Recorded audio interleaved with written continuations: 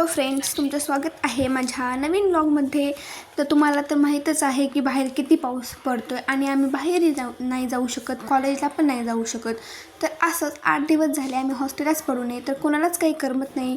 कोण प्रतीक्षा Korean drama बघत बसते, तर आम्ही रील्स बघत बसतो. मी तर व्लॉगिंगच करते. आणि दिशा तिला काय झालं तर काय माहिती, तिला घरची आठवण येत होती वाटतं. तर ती छोटी आहे बहिणीची मुलगी, तिचे व्हिडिओज बघत बसलेली होती. आणि व्हिडिओ मी पण बघितला थोडासा आणि व्लॉगमध्ये घेतला. खूप छान आहे ती दिदीची मुलगी. आणि नंतर सानूचंही नेट चालत नव्हतं, तर सानू काय मस्तपैकी लुडो खेळत बसलेली होती. आणि आम्हाला खरंच एकच ऑप्शन आहे, नेट जर चालत नसेल तर आम्ही लुडो खेळत बसतो सगळेजण. आणि सानूसोबत खेळायला कोणीही नव्हतं, त्यामुळे ती कम्प्युटरसोबतच लुडो खेळत होती. आणि सलोनी तिचं काय माहीत, तिचं चालत होतं थोडं थोडं.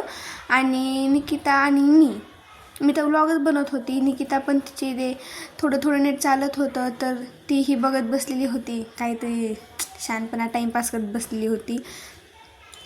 आणि त्यानंतर मला तर काय एकच काम आहे, व्लॉग बनवणे, व्हिडिओज काढणे वगैरे, फोटो काढणे, हे ते. आणि रात्र झाली, त्यानंतर सानूला खूप थंडी वाजत होती असं दाखवत होती. आणि त्यामुळे ती जर्किंग घालून बसलेली होती हुडीसारखी. तर तिला पण थोडं व्लॉगमध्ये घेतलं. आणि निकिता पण काय बोलत होती घरच्यांसोबत. त्यानंतर आणि सगळे मला तर काही शिव्या देत होते, आता तरी बंद कर. आणि ह्यांना पण यायचं होतं, म्हणून आम्ही थोडासा व्लॉग केला, व्हिडिओ काढला.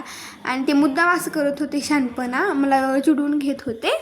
त्यानंतर आम्हाला सरांनी काहीतरी व्हॉट्सअपला ग्रुपला मेसेज टाकला होता. तर पौर्णिमा आणि सना आमच्या रूममध्ये आल्या होत्या रात्री 10 वाजता. ह्यांना काय नाही, आल्या मग मस्तपैकी बोलल्या. आम्ही पण त्यांची मज्जा घेतली, रात्री 10 वाजता काय असतं म्हणून. सरांनी खरंच महत्त्वाचा मेसेज टाकला होता, पण इम्पॉसिबल होतं कारण बाहेर पाऊस पडत होता. आणि सरांना पण माहीत होतं काय कॉलेज पण काही चालू नाही होणार. पण तरी पण ते विचारण्यासाठी आल्या होत्या, काय आहे, जायचं की नाही, कसं करायचं, हे ते म्हणून. मग त्यांनाही ब्लॉगमध्ये घेतलं. आणि सना काय मुद्दाम टाईमपास करत होती आणि मुद्दाम हसत होती, हेन तेन. त्यानंतर पौर्णिमाला खरंच काय समजत नव्हतं, ती मला विचारत होती, पूनम सांग ना, जायचं की नाही, हेन तेन. आणि त्यानंतर आम्ही सगळेच त्यांच्या रूममध्ये गेलो.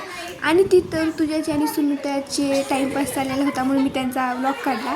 आणि तुम्ही स्वतःच बघा ते काय काय करतात तुझ्यासोबत. आणि तुझ्या पण काही नाही, ती येण्यासारखीच करत होती.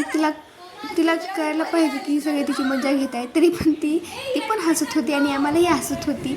आणि सणाची मजा बघा, प्रतीक्षा पण तिला मुद्दाम चिडून घेत होत्या.